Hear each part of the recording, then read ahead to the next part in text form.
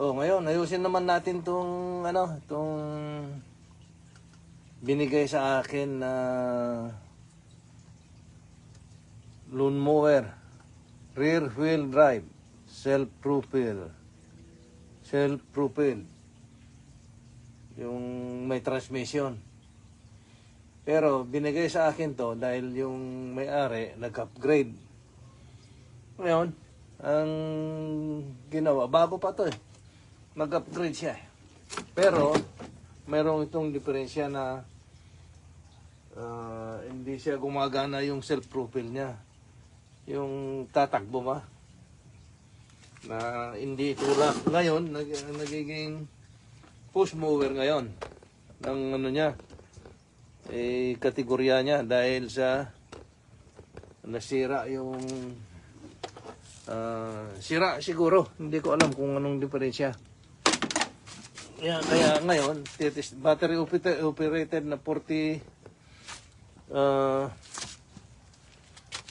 volts na baterya ang ano niya. Ito. Ito, cobalt. Kita mo? Yan. Cobalt 40 volts max. 5.0 amps. Kaya medyo matagal to, malakas to. 40 amps ya. Ay 5 amps. Ngayon, ano yun natin kung ano yung mga ano niya. Kasi ayaw tumakbo, di ibig sabihin, mayroong diferensya yung panaka-transmission niya. Or, sa switch, hindi ko alam, hindi ko masigurado. Kaya, umpisa natin dito. Kasi kung mag-troubleshoot ka, umpisa mo dito. Kasi ito yung panaka shifter niya. Yung pagkambyo ba? Ayun, no? Yun. Ito yung sa speed. Yan. Pagka ano niya, kung paano. Kung usa, pagong. Yan. Ito naman yung sa starter niya. Ito yung starting switch. Ito yung safety switch niya. And kill switch. Pagka inandar mo, pagka andarin mo, pindutin mo yan, bago mo ganito. Pagka binaba mo yan, andar na. Habang nakapindot ka. Pero pagka binitawan mo, namamatay. Kaya tinawag kong kill switch, pero hindi ko alam kung ano ang totoong pangalan niya. Ngayon, hindi ko alam lahat ng parts niya. Mayroon lang akong iwan ko kung tama yung mga sinasabi ko, pero kung hindi tama, kung mali, i-correct nyo. Kung ayaw nyo naman i-correct, ayos lang. Pero hindi ko alam yung mga parts niya, pero alam kong gawin at hanapin ng diferensya. Ngayon, umpisa na natin mag-diagnose kung bakit ayaw gumana. Oops, wala dito ang diferensya. Kasi pagka kakalasin ko sana to. Pero wala dito ang diferensya dahil naririnig ko na. O yun, no? Yung switch. Yun. Pagka kasi pinatakbo mo, iganon mo, tatakbo na yon mag-isa. Susundan-sundan mo na lang. Ay ngayon, dahil hindi gumagana, hindi ko alam kung saan ang diferensya. Ngayon, ang hahanapin natin kung bakit. Kasi ito, yung sabi ko, nakakalasin ko sana to kung hindi ko naririnig yung switch niya. Kasi ang switch nito siguro lang, hindi ko sigurado. Yung, anong pangalan yon? Hindi ko alam kung anong pangalan. Mayroong yung Normally close at saka normally open siguro ang ano nito ng switch niya. Kasi hihilain niya, magsisarado, maglalabas. Yon. Ngayon dahil wala dito yung suspetsa ko, dito na ako. Dito sa may motor ng yung panaka-transmission niya. Yan.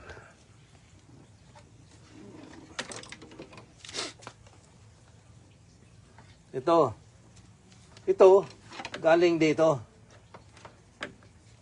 Pero ano, pinagtatanggal ko na lahat ng yung mga gulong niya. Ito, sa transmission niya, tinanggal ko na dahil napakahaba kung hindi ko pa tatanggalin bago baka isang oras dahil hindi naman ako eksperto. Baka ilang oras ng pagtatanggal ko na naman. Kasi sabi ko, ngayon ko lang nakita to. Tinanggal ko na ito yung transmission niya. Ito yung motor niya. Ito yung motor. Ito yung sa differential niya. Yung anong tawag doon? Synchronizer. Dito. Kaya ito yung iikot na yon pagka nag-engage ito ang iikot, yan ang nakaano yung guma. Ito naman, ito, yung sa adjustment ng height niya. Ito, adjustment ng height. Hindi ko na pinapakita sa inyo lahat kasi yung sabi ko na napakahaba, pero papakita ko rin sa inyo. Ikukwento ko na lang sa inyo dito, yung mga niya. Ngayon, dahil yung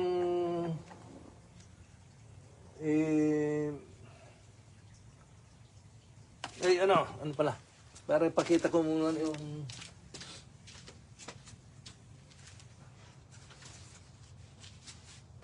yung pagtanggal ng mga gulong niya. Bago natin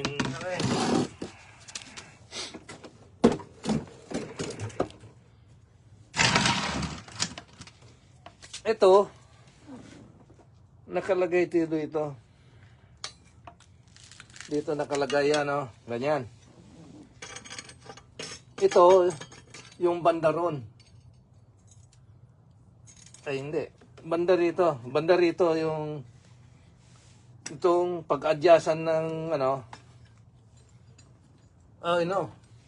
yung pag-adyasan ng height nito, doon sa kabila makikita mo yung mayroong gear dito rin. Gayon nakalagay dito yan.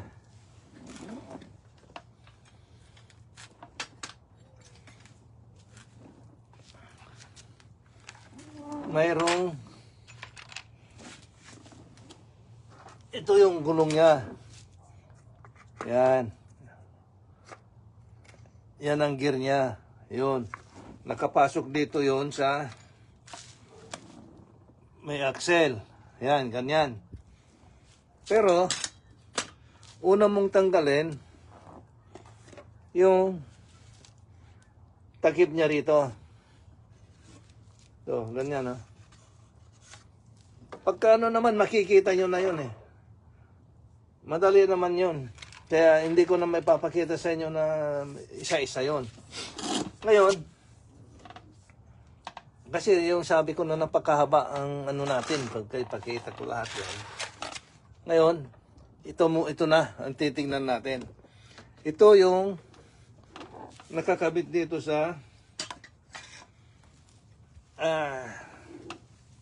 yung motor. Ito.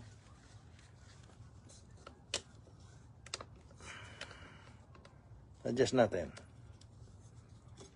Kasi wala tayong maganda pang hindi pa kayang bumili. Ito, dito nakakabit. Madali naman, hindi kayo magkakamali yung pagkabit dahil ito, tignan mo may tulis. Yan, matulis din dyan. Kaya ganon. Di ba? Common sense na lang. Ang ano. Ngayon, i-testing natin dito. Gamit natin ng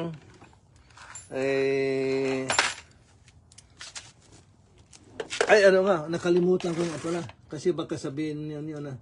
Paano mong tanggalin yung gulong? Ito, may takip dito ha. Yan o. Yan.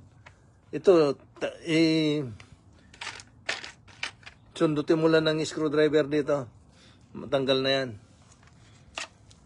Ituturo ko na pagka, alam mo na yon. Pagka nabuksan mo yan, ito susundan mo na lang yung mga sumusunod. Ngayon, ito, ano natin, iset natin sa 40. Dahil 40 volts yan yung baterya. Di ba sabi ko 40 volts yung baterya? Kaya iset natin dito ng 40. O pwede rin dito sa 400. Ngayon, kita mo ba? Baka mahulog. Mahalang tester. Yan. Dito natin susundutin dito. Wala namang positive, negative nito. Mayroong positive, negative. Pero, itong digital, pwede sa positive, negative, maski saan pumasok, pwede. Huwag lang yung analog. Kasi yung analog, masisira. Yan, ganyan ha. Tapos, DC. Ngayon, pindutin natin yung sinabi ko na, yung sa accelerator niya. Pindutin nga natin kung merong continuity. Ayan o, nakita mo? Nakapindot yan, di ba? Ibig sabihin, yung wire, wala pa yung baterya dito ha. Yung wire ay buo. Walang sira yung wire. Kasi yung baterya tinanggal ko muna. Kailangan tanggalin muna. Ngayon, dahil nakakunig na ganon, walang ibig sabihin, walang diferensya yung switch dahil gumana kita mo. Gumana. Kaya, mayroong reading. Kaya ibig sabihin, ang switch at saka itong wire niya, okay. Ibig sabihin, walang diferensya. Ngayon, hanapin natin ngayon yung ilagay natin yung baterya. Pero kailangan na bago ko ilagay yung baterya, tanggalin mo muna rin yung blade. Tinanggal ko na yung blade. Ang niya. Pagtanggal ng blade ay 15 inch na socket. Maski kung anong mayroon ka, maski adjustable pwede, basta pwede mong pangtanggal. Hindi ko na sabihin kung anong klase, basta kung anong mayroon ka. O ngayon, nilagay natin tong baterya.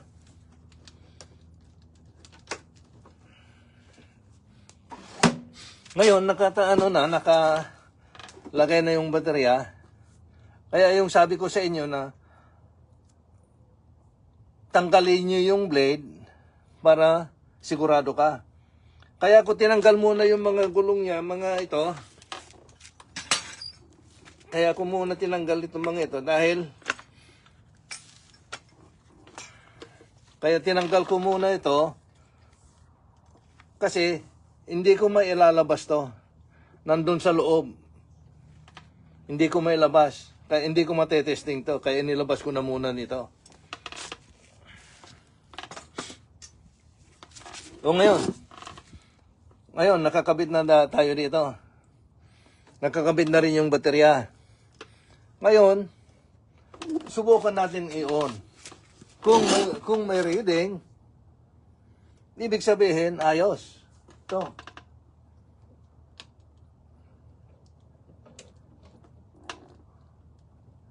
Ilan yan? 39.61. O ibig sabihin, 39 lang, 39 ang nawawala lang sa baterya. Yan. Ibig sabihin, ayos. Ayos to. Walang problema dito. Wala tayong problema dito. Ngayon, ang hanapin natin na may problema, dito. Dito na tayo maghanap kung anong problema. Kasi ayos yan eh. Ulitin natin ha. Oh. Pinindot ko yung on nito. Yung sa on, di ba yung sabi ko na i-on mo yung speed? Yan. Ayan na oh. Yun, ibig sabihin walang problema dito yon. Kaya ngayon, ang hanapin natin, tanggalin na natin to. Ang hanapin natin, yung sa panaka transmission niya, motor ng transmission. Doon natin hanapin kung ano ang diferensya, bakit ayaw gumana. Di ba?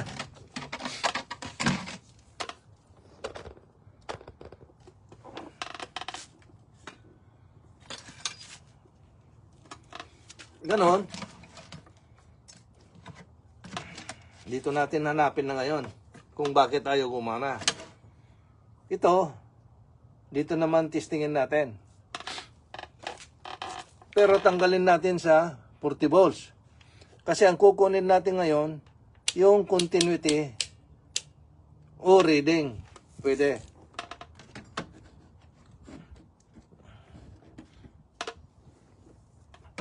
Kung mayroong reading to,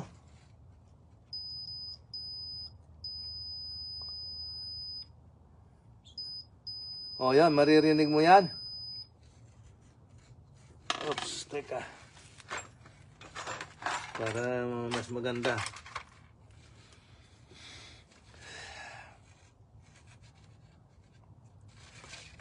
Ngayon, i-clip natin mo yung isa dito. Yan. Dito ha, kita mo ha, i-clip natin. Tapos, yan o, idikit natin yung pula rin, yung isa. Kita mo may reading. Ibig sabihin, buo ang motor.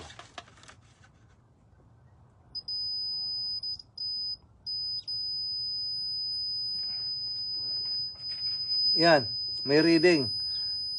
Kasi kung sira ang motor, nagiging UL. Yan, ganyan, no? Ganyan dapat, UL. Pero ngayon, mayroong reading, eh.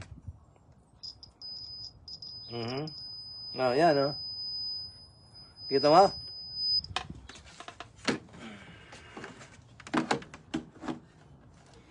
Dito nating, ano, naririnig mo yan? Maski anong ano, maski saan. Oh. May reading. Kaya ibig sabihin buo ang motor. Ngayon, ang hanapin natin bakit kung buo yung motor, bakit ayaw umandar? Anong diferensya? Grounded? O, tanggalin natin dito. Ito yung, tinanggal ko na yung ano niya, tornilyo niya. Ito. 2 tornilyo. Kasi yung sabi ko na, pagkatatanggalin ko habang ano, yun, no, lumahaba to.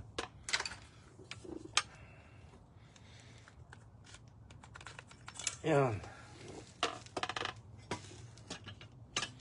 Pero, kailangan nyo ang ganitong klase na 2 klase na screw. Ito, ganito. Star. O, na ngayon, dito na natin testingin ulit. Kung bakit ayaw gumana. Baka grounded. O, ano man.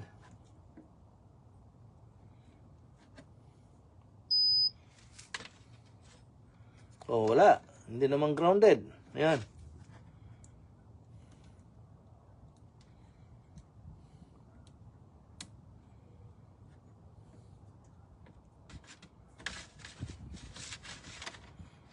Yeah. Oh, walang grounded, walang ground.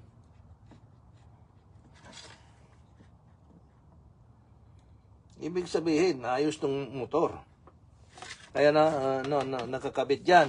Kita mo ha, pagka tumunog, kung may reading, ilagay ko dito sa may motor, wala. Oh. Kikis ko pa. Wala. Sa kabila.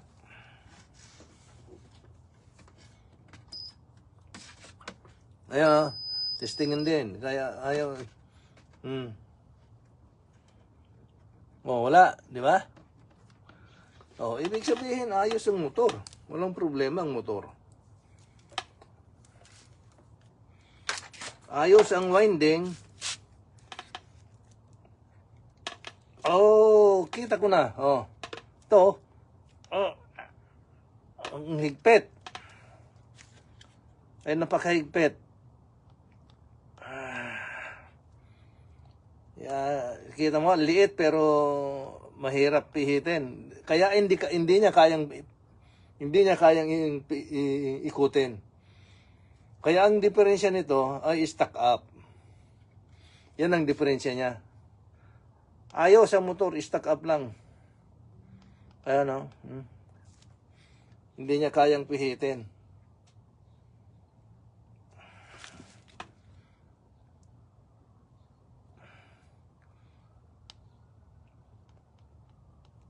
Yun, hindi kayang pihitin. Kasi ito ang umiikot pagka paandarin mo. Nakapasok siya dito. Ayan, no? Kita mo yung mga niyan, yung gear niya diyan. Pipihitin niya yan. Kaya pipihitin niya yan. Mayroong gear din dito. Siguro, mayroong din gear dito. Hindi ko pa binuksan eh. Kasi ngayon lang ako nakakita ng ganito. Kaya, yan ang yan. O, ito ang diferensya. Ngayon, bubuksan ko to. Titignan ko kung anong diferensya. Ituloy na lang natin ulit sa part 2. Kasi mahirap din, hindi ko rin alam to kung paano bubuksan, kung paano. Kasi yung sabi ko na hindi ko pa nasubukan to, isa hindi ko pa alam. Hindi ko rin alam ang mga parts niya. Yan. Iyan na lang natin sa part 2 pagkatapos nito. Titignan ko kung anong diferensya niya. Okay, kita-kita tayo.